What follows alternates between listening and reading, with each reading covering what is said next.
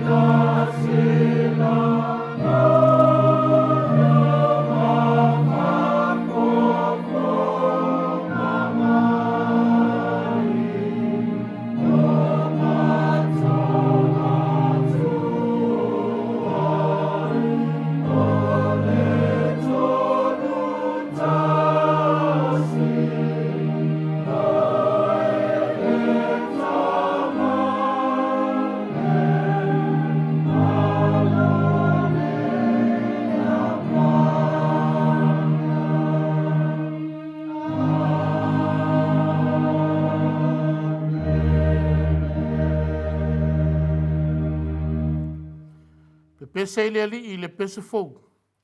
O lona Viiga mai le tulu inga o le larolangi. O tau e o ifo I le sami. A toa mai o tumu ai. O tau nu tu ma ta whanga. Mai o no nofo ai. O le talo mo le nganga pa ia. Si u tātou I fo mo te talo I le tua. A nganga pa ia e lo mātou fesoso ansili. O lau o fio lava e tonu ma le leia I mea uma mātou te whai. A fia mai nei ala I lo mana. Se I tau tōrua ina o mātou tangata tāpua ai tai tōtas. Ina ia pa I ai ma malu sauninga o whaia nei. Mai ua tuai mea uma I le wha sirisili ina o lo lava Viiga. O le talo ma leo lenga ala atu o lava suafa Yesu Keriso. Le ali I ma le wha aola e tōtas. Amen. O lao tātou vi ma pese atu I le tua. I lona Viiga ua saunia le au whaipese. Viiga ua saunia le au whaipese. Tātou te pepese ai I le atua.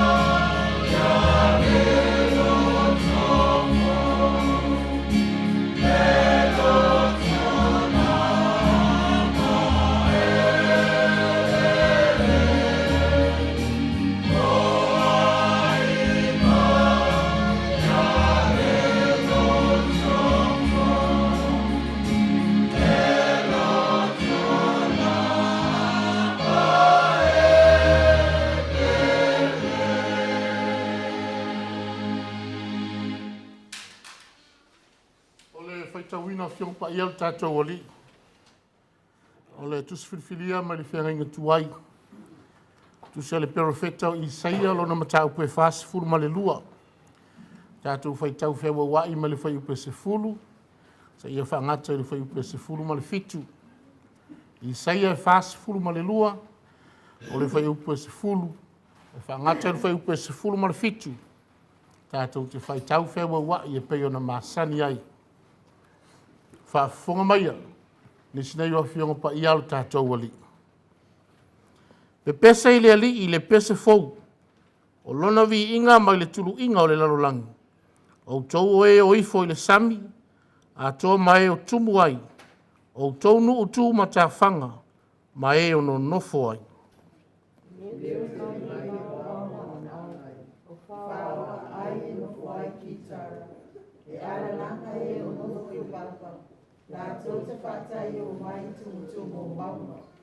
La tau te avatu le whaale ne enga i le alii. Ma la tau ta watu lona vi inga i nuu tu ma tā whanga.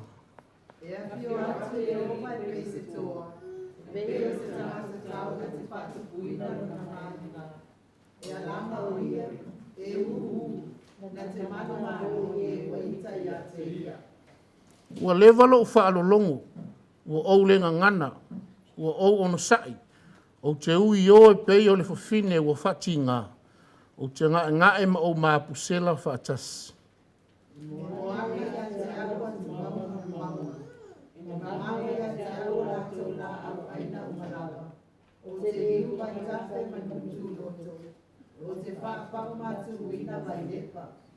O te taita ina e o tau waso i le ala sa lātou leiloa. O te au maia i lātou i mga ala sa lātou leiloa. O te li ua le pōri uli i le mala malama i o lātou luma. Maala pio pio e whai maala sao. O mea lava ia o te whaia i ate i lātou. O te lea tu la fo e ina foi i lātou. Wadi utu ina i lātou. O matua mama e pa whate o tua i tupua o tā. O e o whai ane i tupua o mea. O mātou wa tua lava o tō. Talo pele a ganga pa ia o le tua. Na te wha amala malama na whionga pa ia i o tō whiangalo mo tātou wha moe moe. Tu maua tua i pēr i le tua lo na lava vi ina. Nei ma iau o le wha vavau e wha vavau lava. Amene. Lau tātou te vi atu i le tua. I le vi inga o saunia le au whai pese. Vi inga o le tua o saunia le au whai pese. Tātou te pese ai.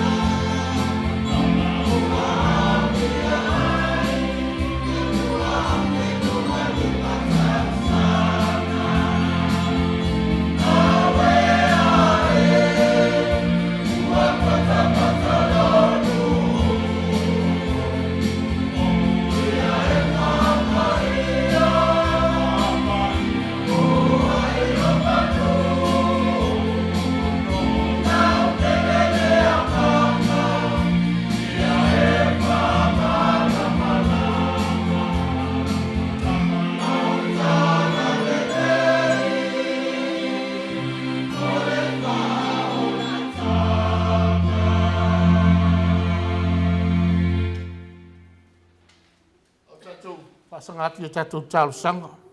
Talo le whaafitai o le whaatua senga. Ma mamoli atu nisi o tatou mana o i le atua.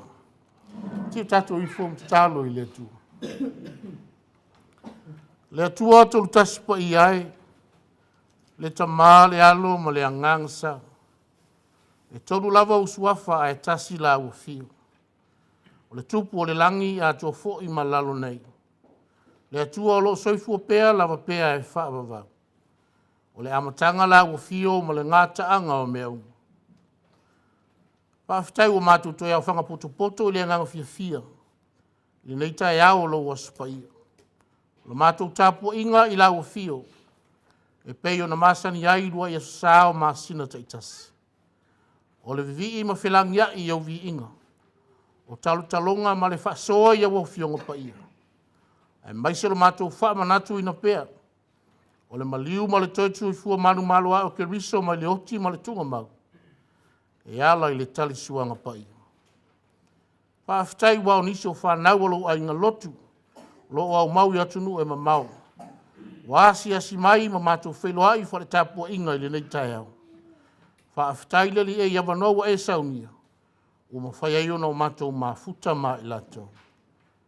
Whaafitai o lo manuia lo a inga lotu nei lo nao au tele. O le whaalinga lava leo lo walofa tausi mai. Whaafitai lawa au na ta iulu nei. E peo na sato e se ai vai asa walu. Ona o asia singa i a inga i si o mātou watu nupele. Ua toe ta liu manuia mai. Whaafitai lo malutia ina o le soifua ma le ola. Whaafitai le ola ma le malosi o lo e fua i mai pia i asu ta itasi. O ma whai ai o na whaatino o mātou nafa tausi. Ai mai si fo i o au wha manuia ngala ese mai. Ua tua i ailo mātou wola i asu whaiso. Whaafitai ta leni mangawa ese. Ua e tufa mai. Ma ua e ta tala fo i o mātou loto. Ma mawhau vaina i o mātou sa ili masuasue. Fi nau matau mawhai. A waso mātou lumana i manuia i leola nei. A ua fionga pa ia sa o mātou whaitau ina nei. Ua whaila valea matai tai tama i lo mātou wola. A wā upu le lei o lo tu si ai. E o lai i mātou. Whaafitai tele a nganga pa ia. Ma le ngā luenga tau longolongo i mea le lei e manuia ai i mātou. O le nganga o waa alua pea ma i mātou i temi uma. Nā te mūsuia le tangata soifua. Na ia alo ese mai le o langa sala. A wawa mionga i no sia e lau sila whanga pa ia. E o ai le tangata i le mālaia ma le whaafanonga e whaavava. Sili lava lo mātou nganga whaafitai le nei tae au lo mātou atua. Ona o ke riso ma le whaola tanga mai e ana i a saunia. Ua mau ai lo mātou whaamangaloina mai le angasana. Ia i lau o fio le vi inga.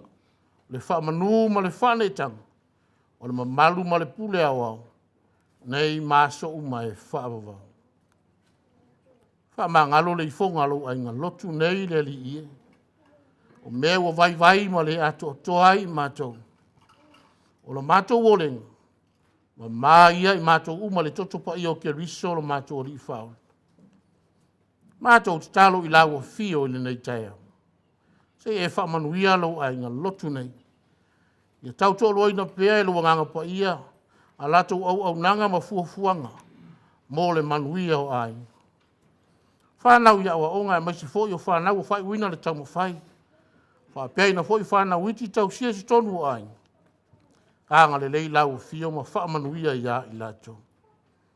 Alo whangia le polo kalamenei le Maota Samoa Viiga o le Atua. Wha upenga ina pea e lau o fio. Le au whai ngā luenga ngā lulue. A wālawa le au nanga ina i ato toa o na whatina. Mana tua ila mātou te talo. I la tō lo o a whea e whaanoanoanga le nei asu. Ona o mawhitianga. Mō tu sia le malanga le maliuma le oti. Mafua anga. Alofa la o fio ma wha maise lo nganga i o la tō loto mawhitia. La tō fo i o whaata autoria i so se ngasi. Le tino le mawhau ma le anganga. Anga le leila o fio ma apatu lo au wha malo lo ia i lato. O ia niso lo ai ngalotu nei. O leo whai ona o mātou mafuta wha le tapua inga i lo asa. Ona o mafu anga o e si lo fia le li i. Se ia lofa ma tau tō roi na pia i la tau e lau file mu. Mātou mana tua whaapitoa Samoa si o mātou watunu pele. Ma le sauni atu mo le whaamana tuina o lona tuto o tasi le nei vai aso. E ala i le sisi na ae o le tanga vai o lona malosa o loto. Anga le lei lau fio tamai. Ma au manu sauni ni nga uma. Na ia mawalunga pei loto ma nganga o sos tangata Samoa. O lana moto tau ave lava. Whaavai le atua Samoa. O le whaavai papa lau fio e manuia i Samoa maona tangata. E au mātou mafo whau iau a fio pa ia se taimi o mua mua. E talai lau fio ala le whatau waa o lau au auna. E au mātou wha alongo ma le manino. Pe se a lo feta lai mai mo i mātou. Ka pei na fo i le tala suanga pa ia le li ie. Tātou au wai whaatasi ma lau fio. E manu iai le sauninga o le whaamanatu. O nisi nao mātou manao. Whaatasi e manao lilo i loto o lau whanau. O mātou wofo ino mātou le li ie. A lofa lava ma e talia mai. Talo lava i lau fio le atu le suafa ma malo Yesu Keriso. O mātou o li i ma le whaola e tōtas. Amen. Lau tātou te vi i le atua. I le vi inga o saunia le au whaipese. Vi inga o saunia le au whaipese. Tātou te pese ai le atua. Ma o inai ma le tātou fōa. Oh,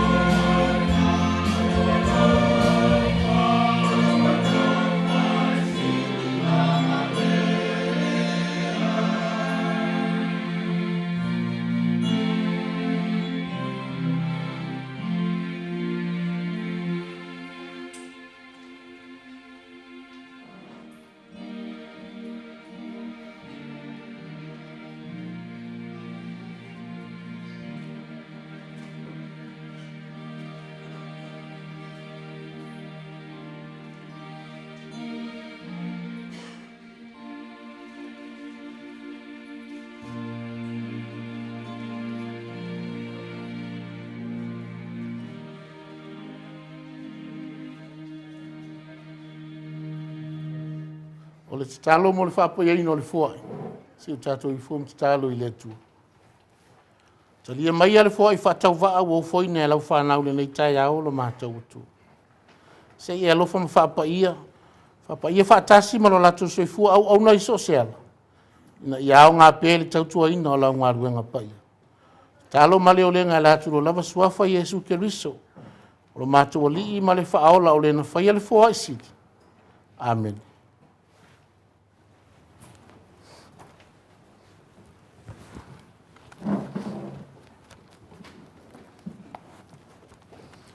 O le launga I le suafa mamalu o le atua tolu taspa ia. Ta maale alo ma le anganga sa. Amen. Maola matua ma le tusi sa tatou faitawina ma le whianga inga tuai. Tusi le profeta o Isaia o lona matau koe fasi fulu ma le lua. A o se vaenga o le whai upe se fulu o au whao ngaina e whai mamatua. Wha afufonga o tuto e faitawina.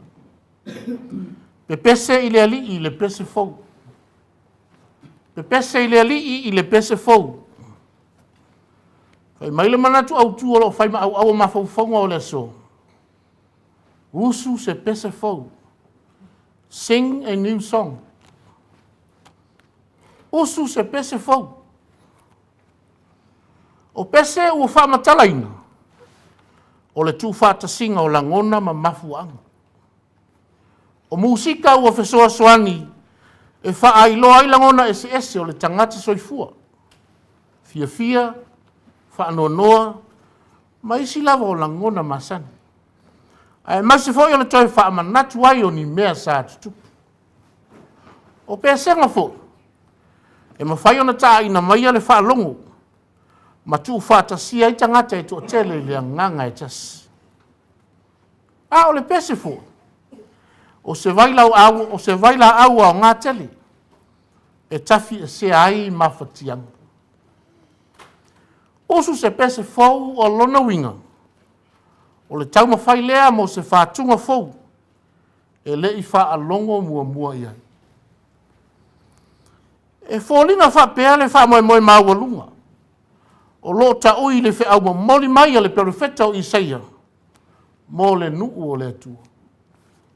Ia pe pese I le alii le pese fau. Se pese o le anganga fia e vi ia ilo la tau atua. Ia whaafitaia le atua malona alofa. Ona ole mesia ua whaailoa o le a fia mai. E whaaola ia Israelu mai lo lātou lea. O le mesia ia fia mai I se ala maulalo. O loo iona a au fo I le mana ma le malosi umalawa. O lona malo o le a whaatuina I lalo nei. Nā te wha umatia le malo le fili mana au. Ma whaato I lalo fili umalawa o Israelu. O le tala fia lea ua whailo atu e Isaia ia Israelu. O le tala le lei e whaafawina I le ola. Tala ua lewa o na fia wha a longo I ele nuu.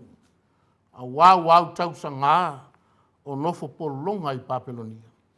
Ua manatu a nei a le toewa ai ka nana lo lato whasinomanga. A lele ua ite le malama. Ua tawhata o tau le lei. Ua lofangia e le atua lo na nuu maona tangata. Whai mai Isaia, Israelu. A langa ia. Pese la ia ma le fia. Langi se pese fau e vi ia ilo tātou atua. Se I whailo atu o tātou ngona whaafitai. Se pese o le whea ngainga fau. A wao le keriso wa a wina mai. O le malama lama moni mai lunga. E wha malama lama ilo tātou pongsa. So se Israelu o tau mau e se mai ma Jerusalema. Mau I so se turu inga. Ia pe pese uma ma whaane ne e le atua. A wawa fia mai o ia ma le malosi o lona mana. Nā te wha sa o ina mea sa wha le tonu. E ngā tete ai tangata o nuku ese I lona pupula. O le afia mai na te wha umatia o na fili uma. Nā te tai ie o le pong sa. Ina ia li liu mai le malamalama. O le mesia na te toi wha fowina le whia ngai ngā le atua ma lona nuu. O mea mamana ma le silisili ese o le aia whaia. E le ma whaia lava ia tua ma mate o nuku ese o na whaia. A wha alongo I ai Papelonia. E matu a wha maaina lava I la tau ma lo la tau wha maawalunga. Le mesia na se whaafusia lo nuu ma on tangata i lo latu lau ele ele. Ka nana o le nuu folafolaina. Le Yerusalema o le fatu o so se Israelu. Le a aisa le mapu ano latu fitangisi ma tau tau. A o nofo i au vai o vai tafi o Paperonia. O mafu anga umai e a fua na vi ile Israelu i lona tua. E pe ona lau i ai Isaia. Ia lang se pese o le loto whaafitai. Se pese fau o wa o mai le o la tanga. Ia pese le o tele. Wha ai longa o le tali atu o le Israelu i le lofa mai o le atua. Kai mai Isaia Israelu. Sa au tau ta fili sau noa i manuia e pe ona fola ina i ona pōle whenga inga tuai. A o nei, o lea ua au whaalau i loa manuia o le whenga inga fau. Le ke riso lea o le a fia mai. Nā te saunia le lenga, ma au mai le ola fau. Ma wha a fola mea sa wha le tonu le tātou vā ma le atua.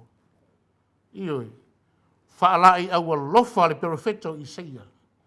Mo tangata o le nuu o le atua. Ale ke riso la fo ile na matua tau tino ai le apostolo Paulo ma ia fapeane o tauta me uma ina o maua ke riso o le o te o la ke riso lo ola i tonu ya te o le nei a fai o ya ke riso se tasi o le tangata fobia o ma vai me tuai fa auta o fa fowina me uma pese fo le apostolo Paulo no na nganga mita ina ua suia lo na o langa tuai ele ali. Ai avea ma ave fu o le tala le lei o lo na malo. O le fisili. O le ale wha moi o le tua mo oe ma u mai tato O le upumoni. E le to e tau fisili ngia lo na fina ngalo paia. Le malo ke riso lea o whaatuina le lalo langinei. Le kale sia o whaitau se ni turi talu o na whawaina. Lona malona ia malele ai lona au so ma ia fapeane. Ia au tau o atu e whainu umalawa maso.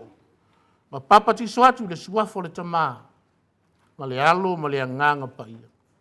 Le tala le leo le ola o whaitau se lautau sanga. Talo na sulu ni ai Samoa i na ave malolosi. E la whau o whaavai ai se o tatou malotu tōtas.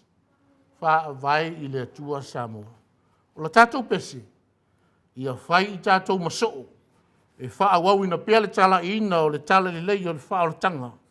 E ala i le tātou wa mio, o tātou winga. A tō ai mo le tātou nofo tua vai le tautua ina o lana e kale sia pa ia i le wha maoni. A wao le pesa siri lea. Ma e fau pea lava pea i le wha fufonga lo tātou matai.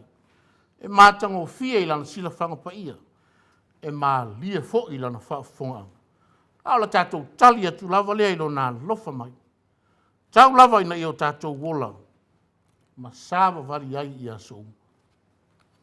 Fia lava e whaalongolongo i a tātou piesenga, i aso sā uma e whaatino i tātou tāpua inga i le atua. I au tau si ufufonga mālie, o whātunga mātanga o fie, e whesusu i aivi inga i lo tātou atua. E le tau selu atu i lau tau au nanga. O le ngana masani. E longo ai tino matangi le lei le whaafonga lo tātou atua. A wao pesenga maria o lo pua ina mai langona. O le anganga fia vivi o yo tātou lotu. E sulai le alofa mata lasi o le atua. O ke riso, o le atoanga o le alofa whaalia o le atua mo le tangatanga sala. Ina ia whaolai. E ala ilo ni toto. Ma sao whanga ai tātou ilo na malo e whaavavau. E a whai tātou te talia o ia le sala mō whamaon. Le winga leo le tātou whamanatu ina pēr. O le alofa tele o le atua e ala le tarisuanga pa ia. O le tua lalo. Aua i mapo no tātou pe pese mavivi i le atua. I aso uma o lo tātou wola. A wālo na alofa. Ua whaola ina ai tātou mai le angasala. Usu se pese fōu. Amen. Lau tātou te vivi i le atua e lona vi inga. Ua sao nia le au whai pese. Vi inga o sao nia le au whai pese. Tātou te pese ai i le atua.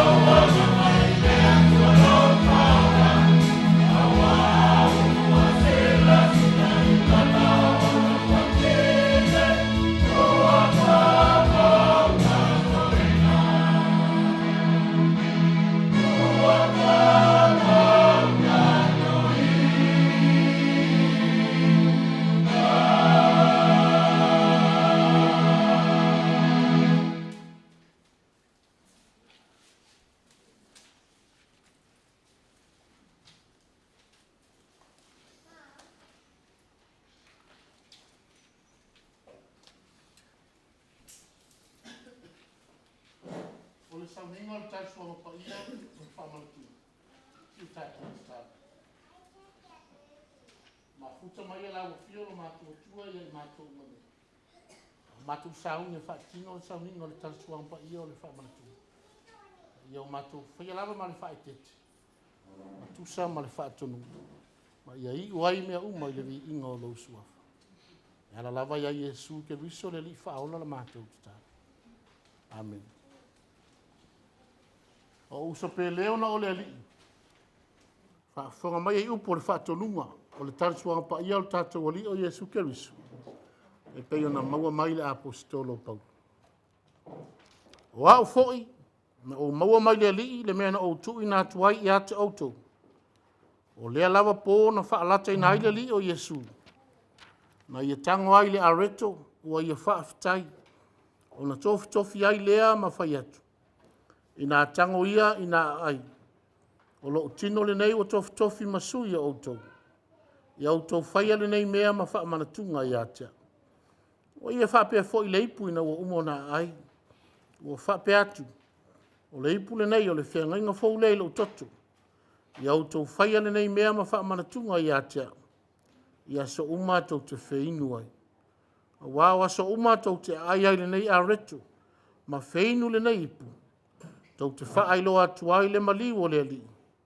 Se ia fia mai o ia. Ai lātou te le tāri sua. Sa mua lava le whaafitai. Si o tātou te tālo. O mātou whaia le nei sauninga. E tusa malona whaatonunga ma le anganga whaafitai. Ile o mātou wole atu i lawa fia o le tamā. Ma le loto maulalu.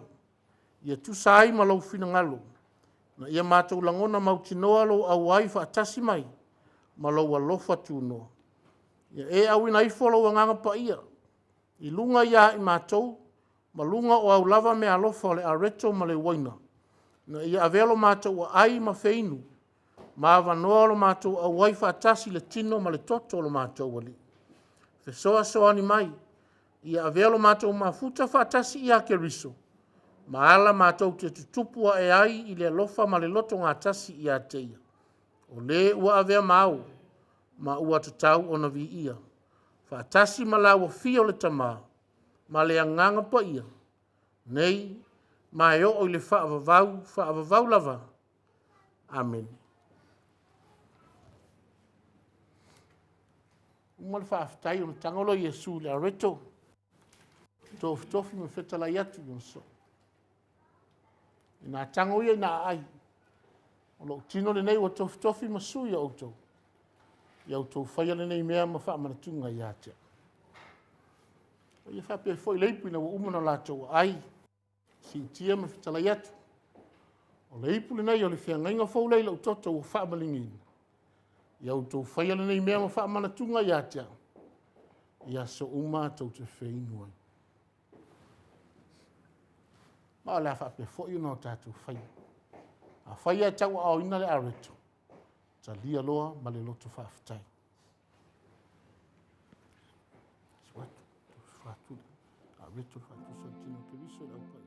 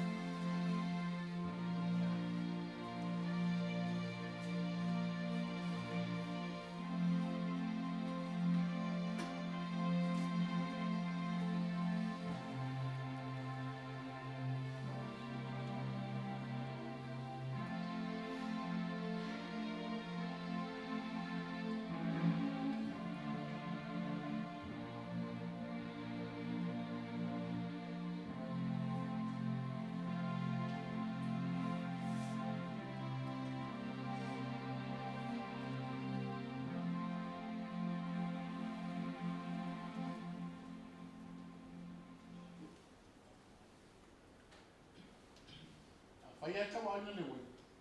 Ta ofi, se o tatou talia whaatas.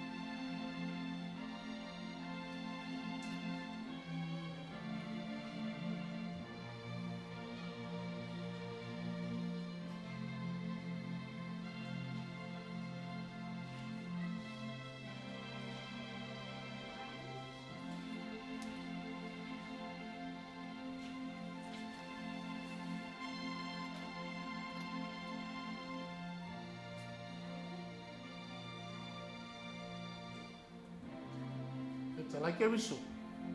O le ipu le nei o le whiangainga fōu leila o toto. Ua whaamalingiina mo le whaamangaloina o ngasara tangata i tō tele. E o tō whaia le nei mea ma whaamanatunga i a te au. I nā whainuia i tātou uma i ai.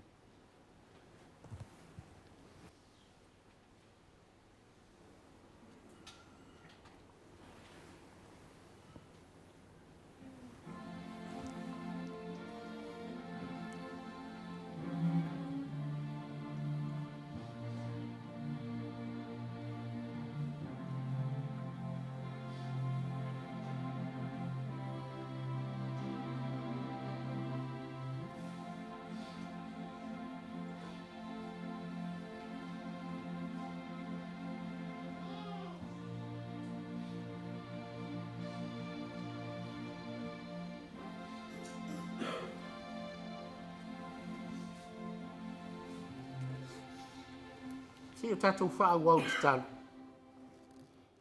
Le ta mālo whai. O mātou i vi mo whaaftai atu i lau a whio. E tusa malo fōa i mai i a te i mātou tangata ngasala le manu i asili. O le au mai a leo i mātou le maafutanga malo walo pelo Jesu Keriso. O ia na e tu watu e maliu mo i mātou. O ia fōa i olo ua e fōa i mai i a te i mātou. Ina ia whangaina i mātou le ola fōu. A o nei, o mātou wole atu mo lo fisosoan. Ina ne ingalo ia i mātou nei mea alofa. A ia mātou tau awe ina pea. Ia tu sia i le papa o mātou lotu. Na ia mātou mawhai o na tuputupua i le whatuatua. Ua fua mai ngā ruenga le lei. Maola i lovi inga e o atu le whaavavau. E ala ia Jesu Keriso lo mātou oli. Amen. Ia, se i liliwane lo au tafa. Whatalo whai le uso. Ia mawhai atu ia ia te. Oile file mū mai le atua. Ia, oile file mū mai le atua.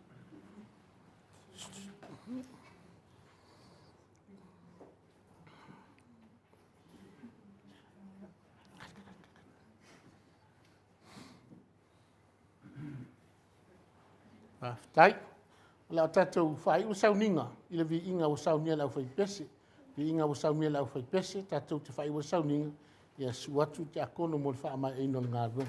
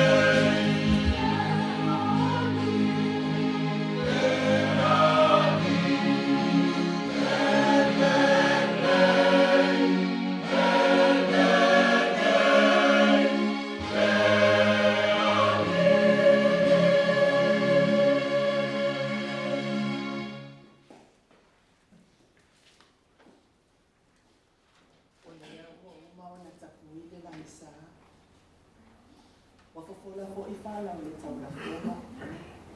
Wa mai a foi ona si le Viiga le whaatai, whaeletanga, ma le whaamamuni le atua.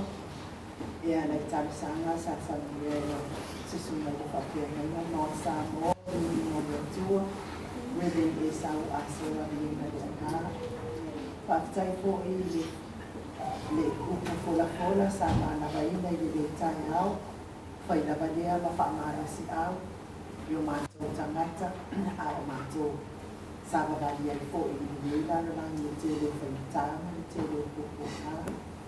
Siri fo i ona whaataia na sunga ina ona o i tāpena ina o le sakalameta. O le tino ma le tonto whamanatu ina pēa le anga le nei ma le whaoratanga i tāpena ina ni tātou ali. Whailea ma whaamangalonga o anga sala. Ia ai me se fo i o whaamalolonga o tino le ato atoa.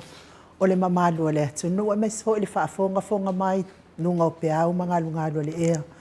To te le o Maota Samoa Viiga o le atua.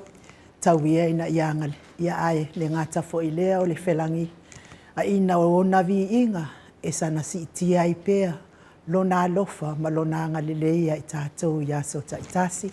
Tauia ina ianga le leile atua i lau sunga i whaafeangainga Reverend Esau.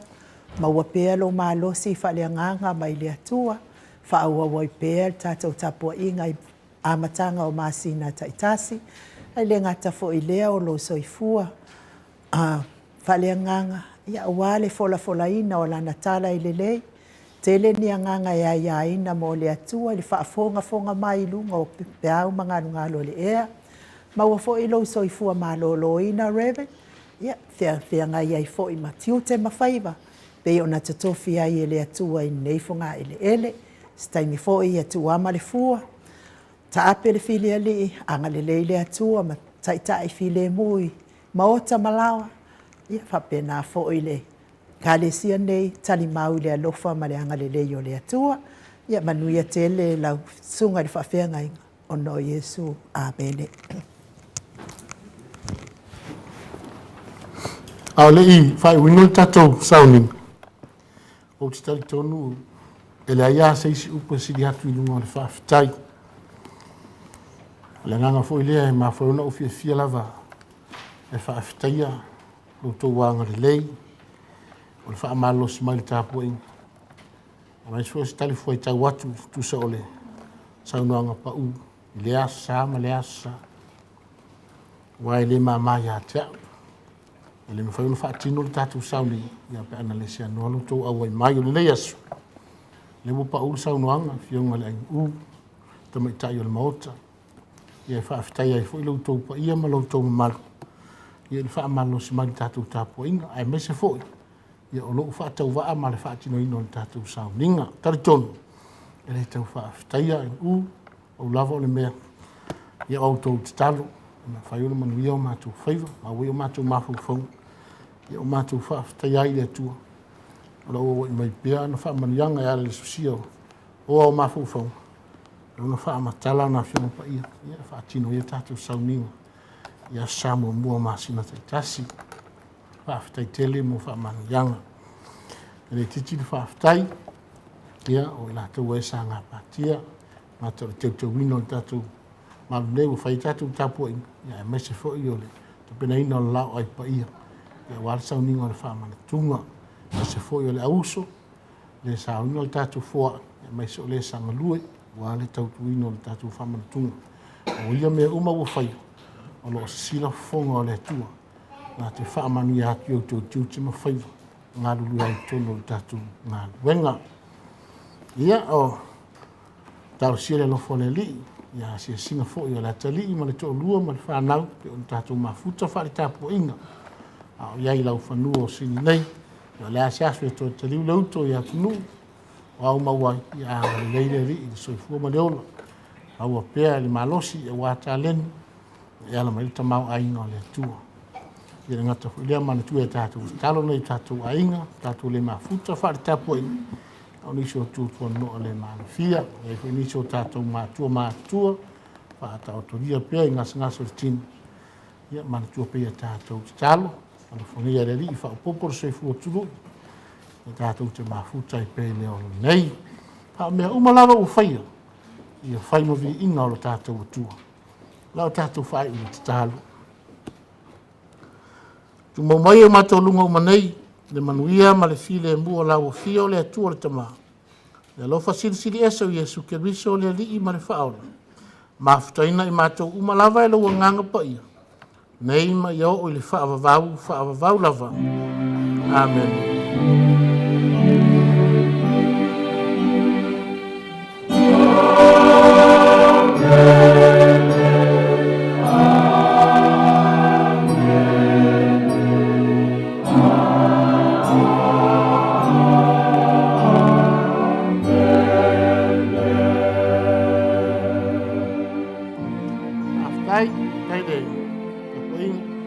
Kasi asi me wangalo ya te. Tau no fa afta ya penta penanga la fiona te pau fa sina yo tatu fa tunga e ma vi inga fa afta te pena ma lo sa uni ma tango fia vi inga le li ya tatu tapo ina ne yaso afta